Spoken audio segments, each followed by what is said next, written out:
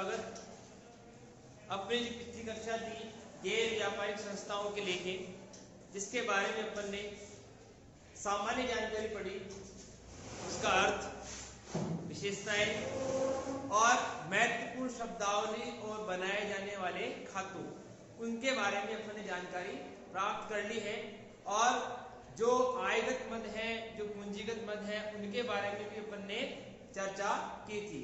आज की जो अपनी कक्षा रहेगी, उस कक्षा में अपन जो महत्वपूर्ण शब्दावली है और जिनकी विस्तृत चर्चा होनी है, उसकी चर्चा में इस वीडियो में करूंगा।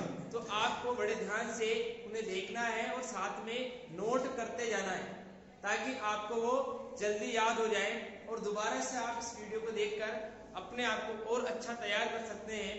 तो आइए अपन देखते हैं कि आज जो अपन इस वीडियो में पढ़ने वाले हैं वो महत्वपूर्ण बिंदु कौन कौन से हैं। जिसमें सबसे महत्वपूर्ण जो बिंदु है वो है आपका चंदा, यानी सब्सक्रिप्शन। क्या है? ठीक है ना। तो चंदा क्या होता है और उसकी परिभाषा क्या है, उसका लेखांकन किस प्रकार किया जाता है, वो सारी जो विवरण है वो मैं आपको बताने जा रहा हूं। तो देखिए किस प्रकार हम इसको समझ सकते हैं।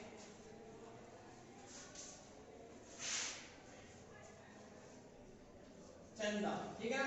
इस चंदे के बारे में मैंने आपको बताया था कि प्रत्येक जो संस्था होती है, गैर व्यापारिक संस्था यानी नॉन प्रॉफिट ऑर्गेनाइजेशन जो होता है, वो क्या करता है, अपनी जो इनकम है और इनकम का सबसे बड़ा जो महत्वपूर्ण साधन है वो कौन सा है? चंदा। चंदा यानी कि अपन जनरल भाषा में जानते हैं, किसी से पैसा इकट्ठा करते हैं। क्या करते हैं?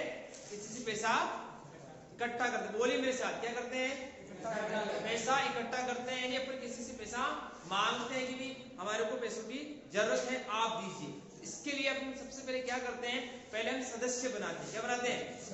यानी कि हम इस चंदे को प्राप्त करने के लिए क्या बनाते हैं? सदस्य बनाते हैं। यानी कि कोई भी व्यक्ति आपको पैसा यूं ही नहीं देता है। आपको पैसा कैसे मिलता है? आपको मेंबर बनाना पड़ेगा। क्या बनाना पड़ेगा? मेंबर। यानी आप अपनी टीम बनाएंगे 100 की, 200 की, 500 की, और आप उनसे राशि निश्चित करेंगे कि आप मुझे प्रति माह 100 रुपए देंगे। क्या कहेंगे? 100 रुपए देंगे, 200 देंगे, 1000 देंगे, 2000 देंगे, कितना भी पैसा दिया जा सकता है। मेरे साथ साथ आपका पेन भी चलना चाहिए, ताकि आप भी कंटिन्यू रहेंगे और मैं भी कंटिन्यू रहेंगे। ठीक है ना। तो बात कर रहे हैं सदस्य, यानी कि आप किसी से पैसा यूं ही नहीं ले सकते हैं, आपको सदस्य बनाना पड़ेगा। आपकी जो विद्यालय है गांधी शिक्षण संस्थान, उसमें भी सदस्य बने हुए हैं। वहां भी 2100 रुपए, कितना लगता है? 2100 रुपए लगता है एक सदस्य बनने के लिए। तो अपनी बात क्या क्लियर होती है कि हम क्या करेंगे, सदस्य बनाएंगे और उन सदस्यों से क्या करेंगे, पैसा वसूल करेंगे। इस प्रकार करेंगे, प्रति माह भी हो सकता है और सालाना यानी 1 वर्ष में भी हो सकता है। तो बात हो गई ये चंदा। और ये चंदा आपको कैसे मिलता है? बार बार। क्या मिलेगा? ठीक है। यहाँ पर लिखूंगा कहां से मिलता है? सदस्यों से प्राप्ति। क्या लिख रहा हूं? सदस्यों से। इसको आप नोट करते रहेंगे, सदस्यों से प्राप्ति। यानी ये चंदा कहां से मिलेगा? सदस्यों से मिलेगा। कहां से मिलेगा? सदस्यों से। ठीक है। अब ये जो चंदा है, कल अपन ने एक महत्वपूर्ण बात करी थी। वो जो महत्वपूर्ण बात थी आयगत और पूंजीगत। क्या बात करी थी? आयगत और पूंजीगत। अब आप मुझे बताइए, कल अपन ने भी पढ़ा भी था, बताइए चंदा कौन सी मद है, आयगत है या पूंजीगत? आयगत। किस प्रकार आयगत मद होती है? अपन ने 2 बात पढ़ी थी, आवर्ती और अनावर्ती। क्या पढ़ा था? आवर्ती, जो पैसा बार बार रिकवर होता है वो आवर्ती होता है। क्या होता है? और जो आपको कभी कभार मिलता है वो अनावर्ती। क्या है? तो इसका मतलब है कि इन सदस्यों से पैसा आपको बार बार मिलेगा। तो ये कौन सी मद है? आयगत। कौन सी मद है? बताइए, आयगत मद को अपन कहाँ लिखते हैं? आयगत मद को अपन कहाँ लिखते हैं? देखो कल की क्लास को ध्यान से पढ़ा होगा। Wrong answer. बैलेंस शीट में कहाँ आता है आयगत मद? Income expenditure. कहाँ दिए? अगर आप ध्यान से पढ़ा होगा आपने, तो कहाँ आता है? Income and expenditure. तो यानी ये आता है I&E। कहाँ आता है? I&E यानी इनकम एंड एक्सपेंडिचर, यानी आय और व्यय खाते में इसका लेखा किया जाता है। ये बात क्लियर हुई आपको? देखो यहीं से आपको सीखने को मिलेगा, यहीं से अकाउंटिंग ट्रीटमेंट करेंगे। अगर ये चीजें आपको समझ में नहीं आ रही तो फिर आपका लेखांकन नहीं हो सकता। तो आपको समझ में आना चाहिए कि चंदा कहां से मिलता है, आपको सदस्यों से मिलता है। और ये कौन सी मद है, आवर्ती मद है, बार बार मिलती है, इसलिए ये कौन सी मद हो गई, आयगत होगी। और आयगत मद तालिका क्या करते हैं, इनकम एंड एक्सपेंडिचर अकाउंट क्या करते हैं, इनकम एंड एक्सपेंडिचर अकाउंट। अब इस मद के साथ कुछ महत्वपूर्ण जुड़ा हुआ है, वो क्या है कि ये चंदा आपको माना कि 2007, 2008 और 2009 इस प्रकार के ईयर दे रखे हैं। और इस प्रकार अगर आपको कोई चंदा मिलता है तो हम जानते हैं ये वाला चंदा है लास्ट ईयर, कौन सा है, ये आपका करंट ईयर का CY, और ये कौन सा है, नेक्स्ट ईयर। इसको मैं ओपनिंग बोलता हूँ, क्या बोलता हूँ, ओपनिंग। और करंट ईयर में कोई बाकी रह जाता है इसको मैं क्लोजिंग बोलता हूँ, क्या बोलता हूँ, ठीक है। ये चीज होती है। अब क्या होता है, प्रश्न में आपको चंदा डायरेक्ट नहीं मिलेगा, इसके साथ में आपको बकाया शब्द या अग्रिम शब्द भी मिलेंगे। क्या मिलेंगे, बकाया या अग्रिम। अब बकाया क्या होता है, जो चंदा हमें मिलता नहीं, हमने किसी से मांग लिया भी आप चंदा दीजिए और उसने चंदा नहीं दिया है तो बकाया। और किसी से चंदा मांगा और उसने आपको एडवांस में पेमेंट कर दिया, ठीक है, अभी मांगा और 2 महीने का और दे दिया, वो क्या है, अग्रिम। क्या है, अग्रिम। तो प्रश्न में आपको बकाया चंदा भी मिलेगा, प्रश्न में आपको अग्रिम चंदा भी मिलेगा। अगर दोनों ही चंदे आपको मिलते हैं तो हम लेखा किस प्रकार करते हैं उसको देखिए। तो आपको क्या करना है, यहाँ पर मैं एक चित्र बनाता हूँ, ये आपका चंदा है, ठीक है, अंग्रेजी में इसको क्या कहते हैं, सब्सक्रिप्शन, क्या कहते हैं, ठीक है। ये चंदा 2 प्रकार का हो सकता है, ओपनिंग और क्लोजिंग। क्या हो सकता है, ओपनिंग और क्लोजिंग, ठीक है। अब ओपनिंग क्लोजिंग की बात करता हूँ, यहाँ पर भी आपको 2 चीज मिलेगी, ठीक है। एक मिल सकता है आपको बकाया, क्या मिल सकता है, बकाया। और बकाया को अंग्रेजी में कहते हैं आउटस्टैंडिंग, क्या कहते हैं। इसको बड़े ध्यान से देखो आप, महत्वपूर्ण चीज है और पूरे लेसन में सबसे महत्वपूर्ण पार्ट यही है। अगर ये नहीं आता है तो फिर आपको कुछ नहीं आता है, ठीक है, क्योंकि ये सीखने पर ही आपके 2 नंबर एक्स्ट्रा और तैयार हो जाते हैं बोर्ड एग्जाम में, क्योंकि इसका 2 नंबर का अलग से सवाल आता है। और एक होता है आपका अग्रिम, क्या होता है, ठीक है। और अग्रिम को बोलते हैं एडवांस, क्या बोलते हैं, एडवांस, एडवांस, क्या बोलते हैं, एडवांस। अगर आपका चंदा बाकी है, ओपनिंग का मतलब मैंने आपको समझाया, कौन सा, लास्ट ईयर, यानी गए साल में आपका चंदा बाकी चल रहा है।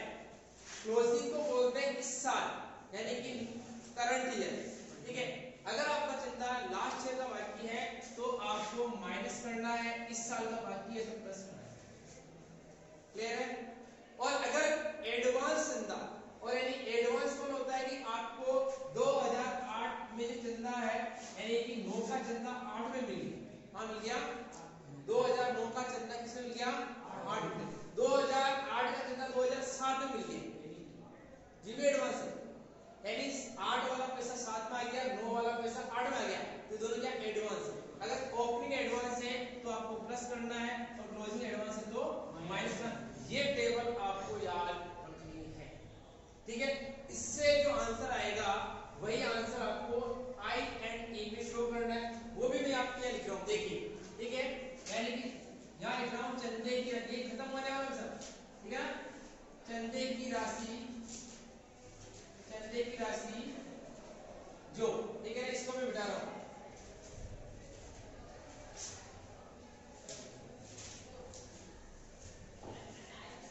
ठीक है। चंदे की राशि जो इनकम एंड एक्सपेंडिचर अकाउंट में दिखाई देगी, ठीक है। किस प्रकार दिखाएंगे मैं यहाँ पे बोर्ड पे लिख रहा हूँ, देखो आप मेरे साथ नोट करें, आपसे मैं कह रहा हूँ आप मेरे साथ नोट करें, ठीक है ना।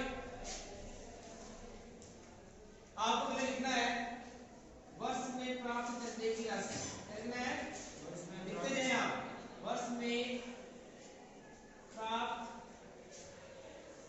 चंदे की राशि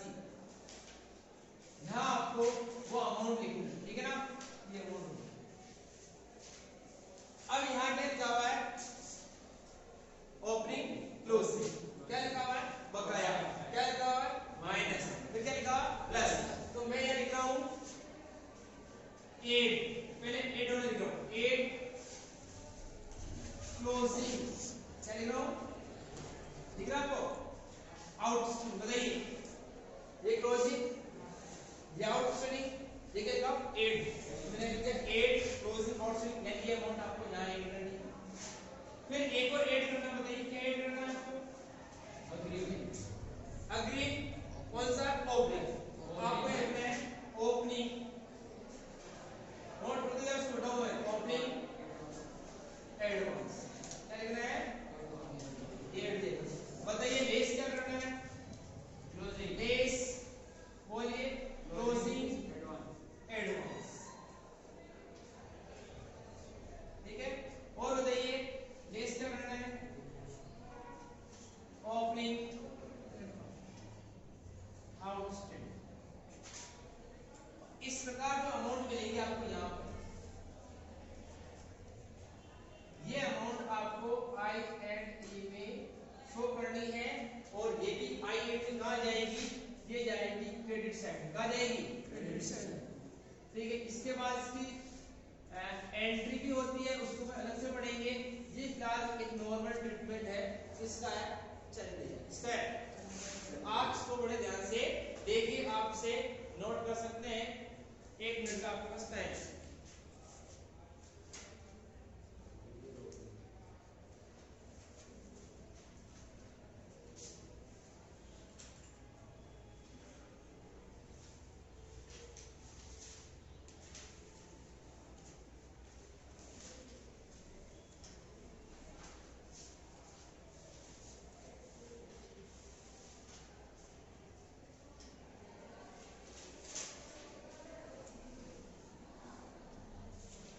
ठीक, YouTube से नोट कर लेना।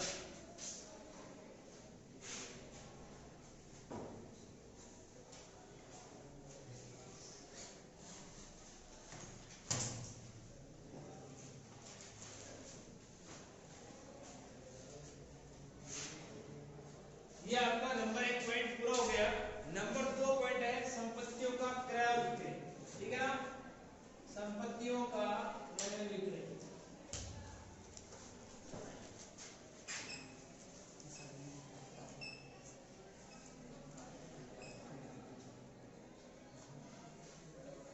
इसको आप ध्यान से देखिए, पहला वाला ट्रीटमेंट हो गया, आपको याद हो गया होगा मेरे हिसाब से, सब्सक्रिप्शन को कहां दिखाते हैं,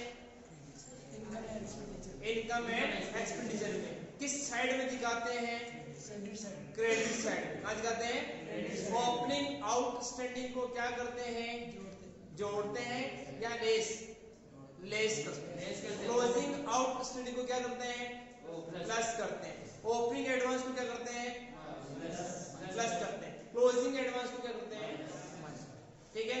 और बाकी विवरण में आपके बनाएंगे। अब दूसरी बात आ गई आपके संपत्तियों का क्रय और विक्रय।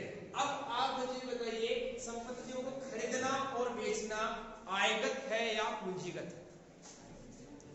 क्या है, आयगत।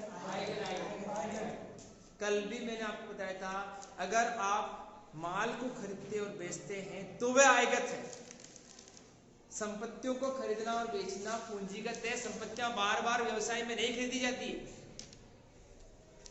कोई बिल्डिंग है, कोई प्लांट है, कोई मशीन है, कोई फर्नीचर अगर आपने खरीदा है तो 1 या 2 बार ही खरीदोगे, बार बार नहीं खरीदते। आप इस चीज को याद रखें, माल को खरीदना और बेचना आयगत है, संपत्तियां खरीदना और बेचना आयगत नहीं है, क्या है, पूंजीगत है, क्या है। ये आपका जो रूम है, आपका बोर्ड है, ठीक है, ये सब क्या है, पूंजीगत है, क्या है। इस बोर्ड को मैंने एक बार बना दिया तो बार बार बनाऊंगा क्या, 2 से 5 साल तक चलता रहेगा ये कौन सी चीज है, पूंजीगत है। लेकिन ये चौक जो दिख रहा है आपको हाथ में, ये आयगत है, क्या है, ये बार बार खत्म होता है, अभी इस क्लास में खत्म हो जाएगा, फिर नेक्स्ट क्लास में देगा, फिर खत्म हो जाएगा, फिर मंगाना पड़ेगा, फिर खत्म हो जाएगा। ये कौन सा खर्चा है, आयगत। लेकिन ये बोर्ड कौन सा खर्चा है, तो आप मुझे बताओ, संपत्तियां कौन सा खर्चा है, पूंजीगत। कौन सा है, अच्छा, पूंजीगत जो खर्चा है वो कहाँ जाता है, बैलेंस शीट में, कहाँ जाता है, यानी कि इसका ट्रीटमेंट कहाँ होगा, बैलेंस शीट में, चाहे आप क्रय करें चाहे विक्रय करें। लेकिन संपत्तियों क्रय और विक्रय पर अगर माना कि आपको या तो लाभ होता है या क्या होती है, हानि। जो लाभ और हानि होता है उसको अपन दिखाते हैं आई एंड बात समझ आई? ठीक है ना? आई एंड ई में इनकम एंड एक्सपेंडिचर में दिखाते हैं। ठीक है, एग्जांपल देता हूं। माना आपके पास एक मशीन है, ठीक है ना, और इस मशीन को आपने 1 लाख रुपए में खरीदा और वो मशीन खरीदी गई थी 1 अप्रैल 2010 को। समझ पसंद 1 अप्रैल 2010 को आपने मशीन खरीदी, ठीक है, और इसी मशीन का एक पार्ट यानी बात करता हूं 25%। कितना? 25% पार्ट कितना होता है साहब? 25% पार्ट कितना होता है? अरे 1 लाख का 25% कितना होता है? 25,000। कितना होता है? 25,000 होता है ना। उस 25,000 के पार्ट को आपने बेच दिया था 1 अक्टूबर 2010 को। कब बेच दिया आपने? 1 अक्टूबर 2010 को आपने क्या कर दिया? सेल कर दिया, और उसको आपने बेच दिया था 18,000। कितने में? कितने बेच दिया? 18। और हम बात करते हैं उस पर जो रेट डेप्रिसिएशन की है वो कितनी है? 10%। कितनी है? 10% इसका डेप्रिसिएशन लगता है। अब ये आपको क्वेश्चन दिया गया बोर्ड में, आपसे पूछा गया आप मुझे बताइए कि आप आय और व्यय खाते में कितनी राशि दर्शाएंगे। ऐसा ही रहेगा प्रश्न, आय और व्यय खाते में कितनी राशि दर्शाएंगे। अब मुझे देखना पड़ेगा इस संपत्ति को मैंने बेचा है तो मुझे प्रॉफिट हुआ है या लॉस, ठीक है ना। तो प्रॉफिट और लॉस की मैं बात करता हूं तो बताइए मशीन कितनी देखी थी? 1 लाख की। 1 लाख का कितना परसेंट की बात करी थी?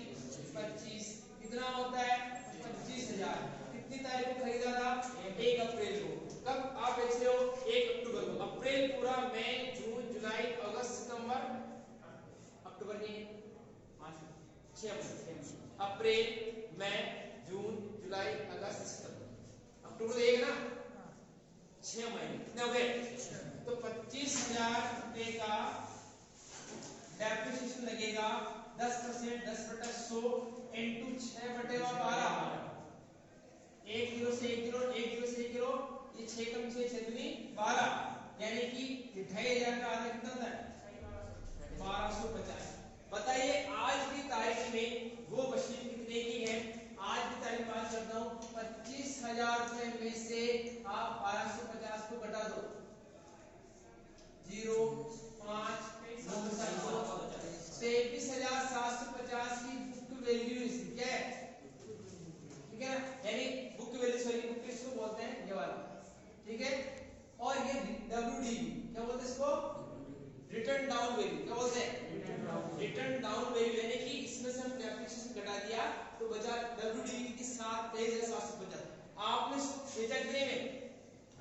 18,000। इसका मतलब आपको हो गया लॉस। क्या हो गया? 18,000 में आपने इसको बेच दिया तो 5,750 का क्या हो गया आपको? लॉस।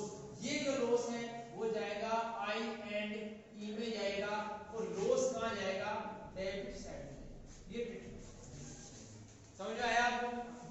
कि इस प्रकार आपको देखना पड़ेगा कि संपत्तियों के क्रय और विक्रय पर अगर किसी प्रकार का लॉस होता है या प्रॉफिट होता है उसको हम किस में दिखाते हैं? इनकम एंड एक्सपेंडिचर अकाउंट में दिखाते हैं। इस प्रकार दिखाते हैं। आपको ऐसा ही प्रश्न मिलेगा, आपकी बुक में ऐसा प्रश्न भी है। एक संपत्ति इस प्रकार खरीदी गई, उसका वैल्यू इतना है, इसके इतने पार्ट को बेच दिया गया है, इतना डेप्रिसिएशन लगता है। आप मुझे बताइए कि आई एंड ई में इनकम एंड एक्सपेंडिचर में कितनी राशि आप दिखाओगे? इस प्रकार आपको ये कौन सा पॉइंट पूरा हो गया? नंबर 2 कौन सा हो गया? स्क्रीनशॉट ले ले।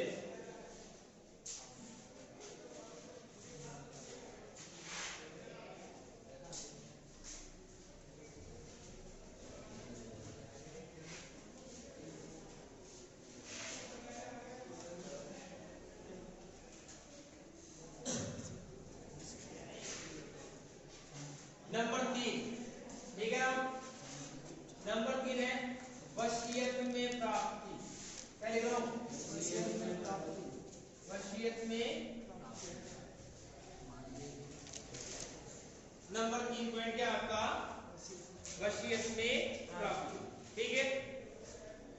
ये आपका सीधी सी भाषा में लेगेसी बोलते हैं। क्या बोलते हैं? LEGACY LGS लेगेसीज बोलते हैं। इसकी सीधी सीधी आप कंप्लीट याद कर लेना, ये क्या चीज है? पूंजीगत। क्या है? ये क्या है? पूंजीगत प्राप्ति है। वसीयत में प्राप्ति आपको कोई मिला है संस्था को, तो ये पूंजीगत प्राप्ति है। सीधा कहाँ जाएगी? बैलेंस शीट में कैपिटल फंड में जोड़ देना। क्या करना है? ठीक है, कैपिटल फंड में क्या करोगे? इसको प्लस करना है। क्या करना है? बस इतना ही ट्रीटमेंट। ठीक है, वसीयत में प्राप्ति लेगेसीज को बैलेंस शीट में दायित्व पक्ष में, कौन साइड में? किस साइड में आएगा? दायित्व पक्ष। और दायित्व क्यों बोलते हैं? लायबिलिटीज। क्या बोलते हैं? तो लायबिलिटीज में कैपिटल फंड में इसको जोड़कर दिखाना है। जब क्वेश्चन करेंगे तो मैं आपसे पुनः प्रश्न पूछूंगा कि लेगेसी शब्द आ जाएगा तो आपको तुरंत याद आना चाहिए कि सर इसे आप लायबिलिटी साइड में कैपिटल फंड में जोड़कर दिखा दो, बात। और इसका कुछ नहीं करना। ठीक है, मिटा रहा हूं इसको।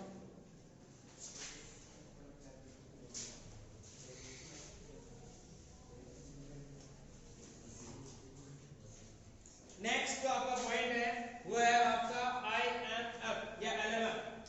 ठीक है, शॉर्टकट मतलब LMF। L यानी लाइफ, क्या आएगा? L यानी लाइफ, M यानी मेंबर, F यानी फीस।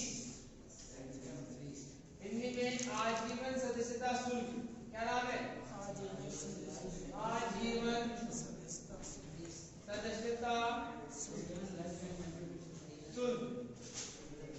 ये छोटे छोटे ट्रीटमेंट है, जो बड़ा ट्रीटमेंट था वो सब कुछ उनका ही था, उससे बड़ा नहीं आ रहा है, आएगा वो तब। आजीवन सदस्यता शुल्क और सदस्यता शुल्क में थोड़ा अंतर है।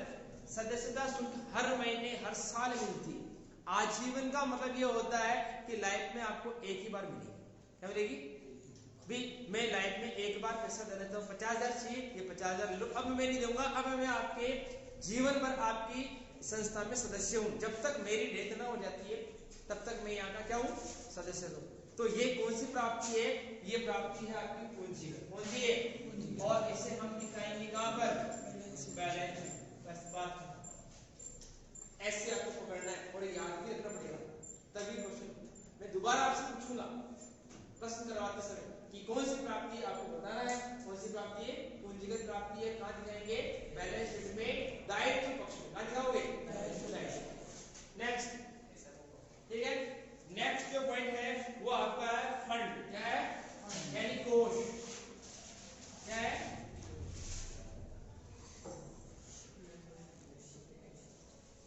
ये ऊपर वाला मैं छिड़ा रहा हूं।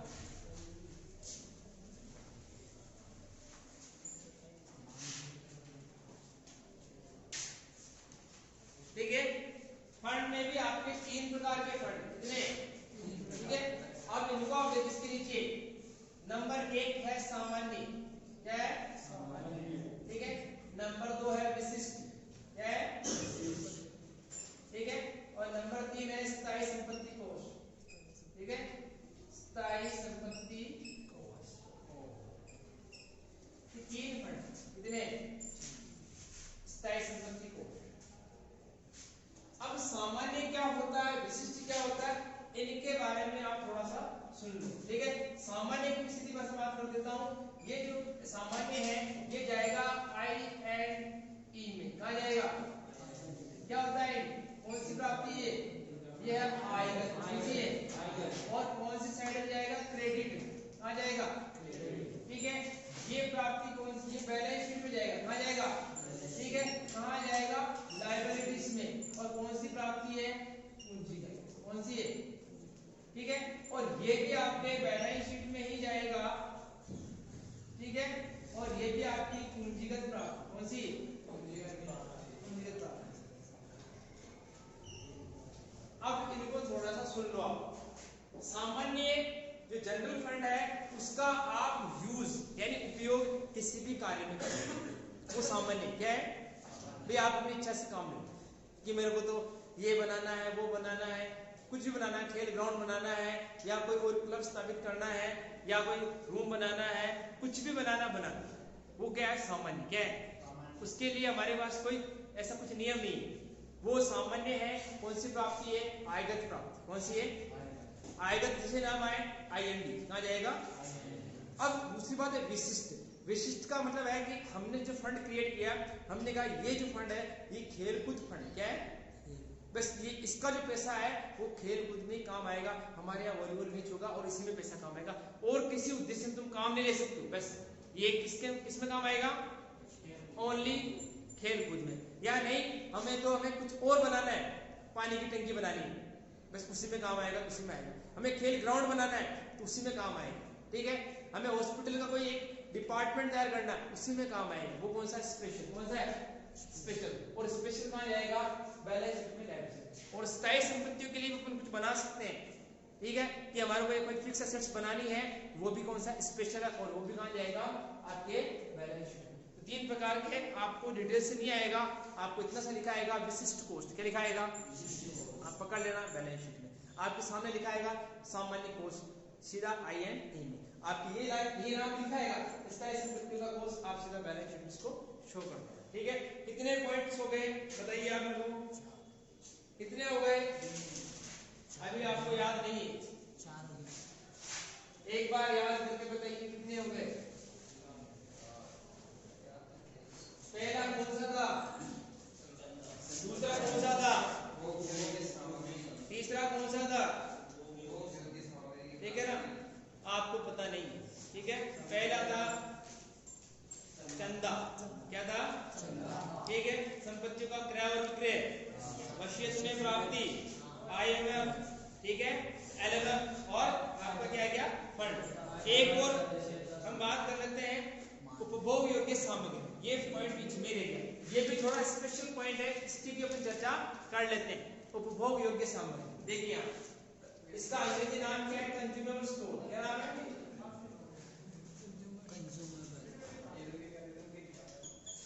Consumable store. ये पॉइंट बीच में रह गया, ठीक है।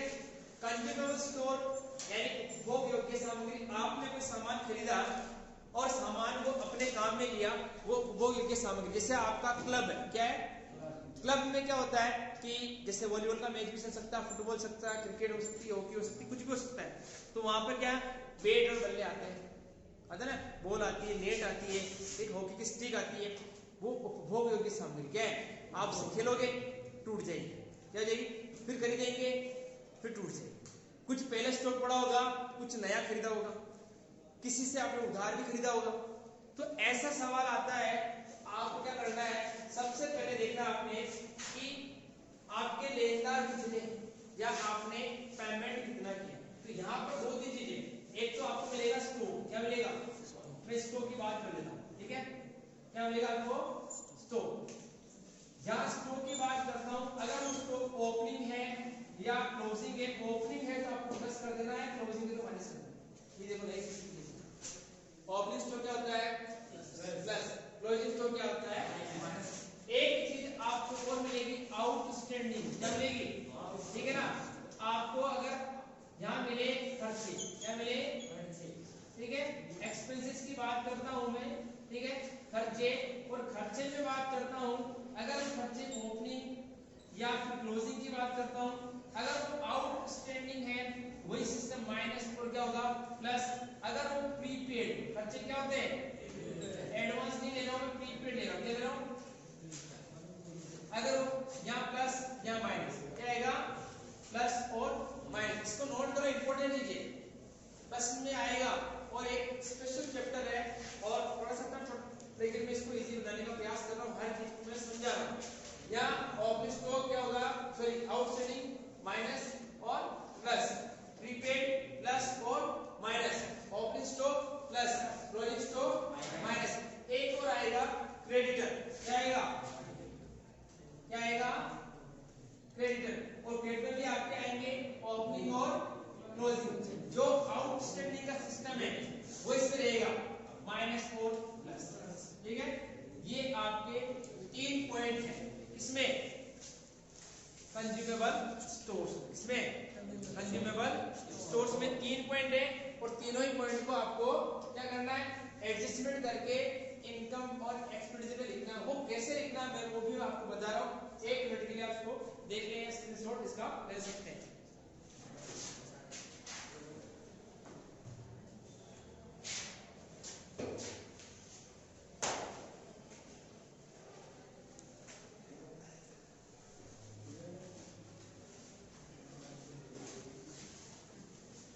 ठीक है, यहां देखिए आप इसमें दिखाओगे आई एंड ई में। ठीक है, आप यहाँ लिखेंगे वर्ष के दौरान क्रय, क्या लिखोगे? वर्ष के दौरान प्रश्न में आएगा साफ साफ वर्ष के दौरान क्रय, यहाँ प्लस लिखना है। अब बताइए मैंने एड क्या किया, जल्दी बोलो स्टॉक के बारे में क्या किया बताओ, बोलो। एड मैंने क्या किया? ओपनिंग स्टॉक, क्या किया? Opening stock. लेस मैंने क्या किया? क्लोजिंग स्टॉक, ठीक है ना? बताइए और एड मैंने क्या किया बताइए? एड मैंने और क्या किया? प्रीपेड। अभी देखो आपने नोट किया होगा प्रीपेड एक्सपेंसेस, और वो भी कौन सा वाला? ओपनिंग। कौन सा है? ओपनिंग। ठीक है, यहाँ आप लगा सकते हो प्लस, ये माइनस और ये प्लस। ठीक है, फिर बताइए लेस मैंने क्या किया? प्रीपेड कौन सा वाला? प्रीपेड एक्सपेंसेस कौन सा वाला? Closing minus. फिर बताइए एड क्या किया बताइए? जल्दी बोलो, क्रेडिटर कौन से? ठीक है ना, क्रेडिटर ये क्लोजिंग वाले कौन से वाले? नोट डेटर्स, ये मैंने किया क्लोजिंग प्लस। और बताइए फिर मैंने क्या किया? क्रेडिटर बोलो, क्रेडिटर्स और ओपनिंग क्या किया? माइनस। अब लास्ट में जो अमाउंट बचेगी वो अमाउंट कहाँ जाएगी? आई एंड ई में कहाँ जाएगी? ये आपका कंज्यूमेबल स्टोर का विवरण। ठीक है, इसको भी आपको नोट कर चेक करना। ठीक है, और ध्यान से पढ़ना है, नहीं कर पा रहे हैं तो वीडियो में देखकर आपसे बाद में नोट कर सकते हैं। ठीक है, कितने पॉइंट हो गए अपने पास बताइए? 6 हो गए। कितने हो गए? ठीक है, नेक्स्ट 7 नंबर का पॉइंट।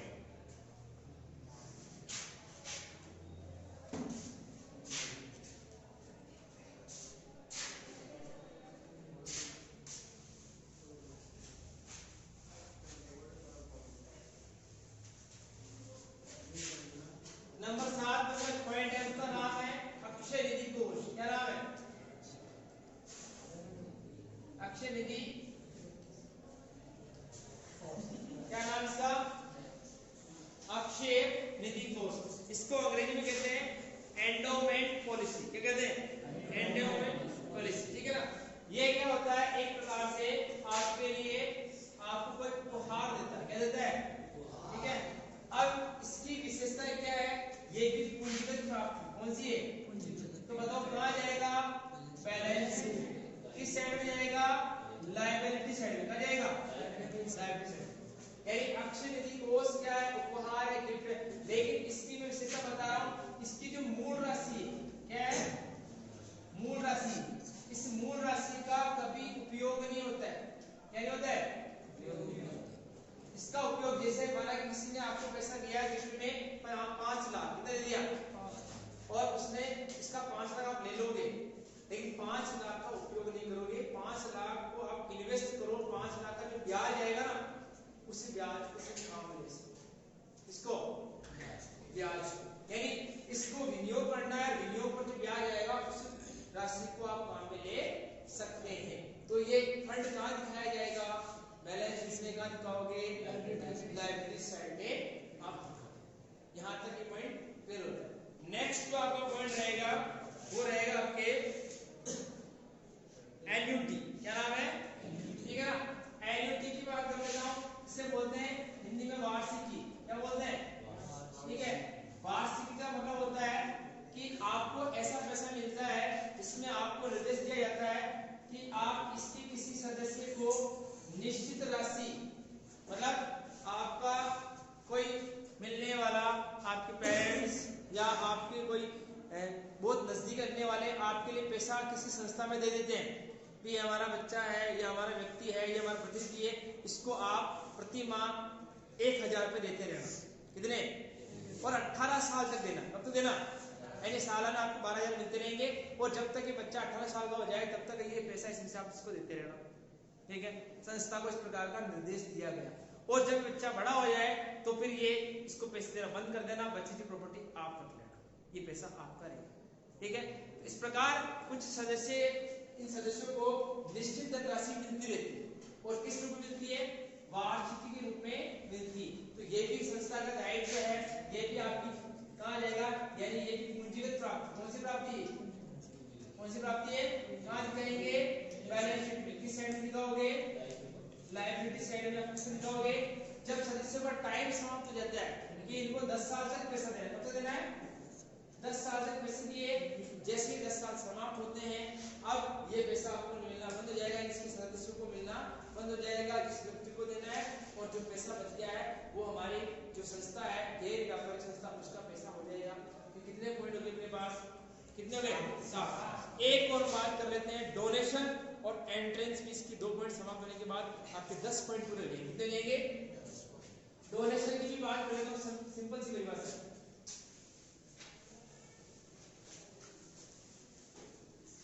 देखो डोनेशन का मतलब जानते हैं क्या होता है, यानी हिंदी में इसको क्या कहते हैं, दान। ठीक है, अब जो दान मिलता है वो भी 2 प्रकार का है, एक तो मिलेगा सामान्य, कौन सा मिलेगा, और एक मिलेगा विशिष्ट। अब बताओ, आपने फंड के बारे में पढ़ा ना भी आपने, अरे फंड देखा ना भी आपने, फंड कितने प्रकार के थे, 2, 3 प्रकार, कितने प्रकार के थे, 3। इसमें सामान्य दान, अगर जनरल डोनेशन आता है किस साइड दिखाओगे, क्रेडिट साइड, यानी कि डोनेशन है, दान है, उसको हम 2 प्रकार से बता रहे हैं, सामान्य दान और विशिष्ट दान। सामान्य दान आयकर प्राप्ति है, आई एंड ई में दिखाई जाएगा, क्रेडिट साइड दिखाया जाएगा। विशिष्ट दान आपकी कौन सी प्राप्ति है, पूंजीगत, कौन सी है, और ये कहाँ दिखाओगे, बैलेंस शीट में किस साइड में, लायबिलिटीज साइड में दिखाओगे। और विशिष्ट दान वही है जो मैंने कहा कि आपको किसी ने पैसा दिया और कहा कि इसको आप गरीबों के कल्याण के लिए काम में लेंगे, तो विशिष्ट दान क्या है, और आपको किसी ने पैसा दिया और कहा तुम्हारी मर्जी पड़े जो काम में ले लेना, संस्था किसी भी उद्देश्य से काम में लेते, हमें कोई मतलब नहीं, हमने तो आपको पैसा दे दिया 50,000, ये हमारी तरफ से दान है, आप अपने इच्छा अनुसार काम में लो, वो कौन सा दान है, सामान्य। लेकिन किसी ने पैसे दे लेने कहा ये 50,000 है, लेकिन ये पैसा आप गरीब बच्चों के लिए किताबें खरीदेंगे, तो फिर आपको किताबें ही खरीदनी है, वो कौन सा दान रहेगा, इनकी बात समाप्त। लास्ट जो आपका पॉइंट है वो है पूंजीगत एंट्रेंस फीस। क्या है, एंट्रेंस फीस, यानी इसको कहते हैं प्रवेश शुल्क। क्या कहते हैं, प्रवेश शुल्क, क्या कहते हैं इसको, ठीक है, एंट्रेंस फीस। जब आपने इस विद्यालय में प्रवेश लिया तो आपको एंट्रेंस फीस देनी पड़ी, क्या देनी पड़ी, क्या देनी पड़ी आपको, एंट्रेंस फीस। एंट्रेंस फीस यानी प्रवेश शुल्क। आपने किसी विद्यालय में एडमिशन लिया, प्राइवेट संस्थान में आप जब एडमिशन लेते हैं तो आपको मंथली फीस के अलावा एक फीस और देनी पड़ती है, मंथली फीस के अलावा यानी प्रवेश शुल्क देनी पड़ती है। तो हमारे संस्थान में भी प्रवेश शुल्क आती है। अब इसके बारे में थोड़ा डिस्प्यूट, विवाद रहता है, बोर्ड में विवाद है, इसको क्या माने, क्या इसको आयगत माने या हम इसको पूंजीगत माने। तो हमारा जो NCERT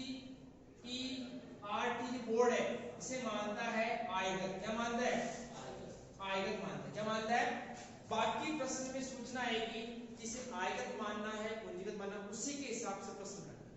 इसके हिसाब से बोर्ड वाला जो प्रश्न में लिखेगा भी इसकी आधी राशि 50% तो आयगत रहेगी, 50% पूंजीगत रहेगी, तो वैसे मान लेना। और नई इंफॉर्मेशन आए तो उसे आयगत मान लेना, वहां पे नोट्स लिख देना कि हमारे बोर्ड में ऐसा कहा गया कि सीबीएसई बोर्ड या एनसीईआरटी बोर्ड कहता है कि कौन सी प्राप्ति है, आयगत प्राप्ति। तो आज की क्लास अपनी यही समाप्त होती है। उम्मीद है कि आपको ये क्लास समझ में आई होगी। इस चैनल को आप सब्सक्राइब कीजिए, लाइक कीजिए और शेयर कीजिए, अपने फ्रेंड्स को आगे फॉरवर्ड कीजिए ताकि इसका बेनिफिट उन विद्यार्थियों को मिले जो अभी इस क्लास को नहीं पढ़ पा रहे हैं। Thank you very much.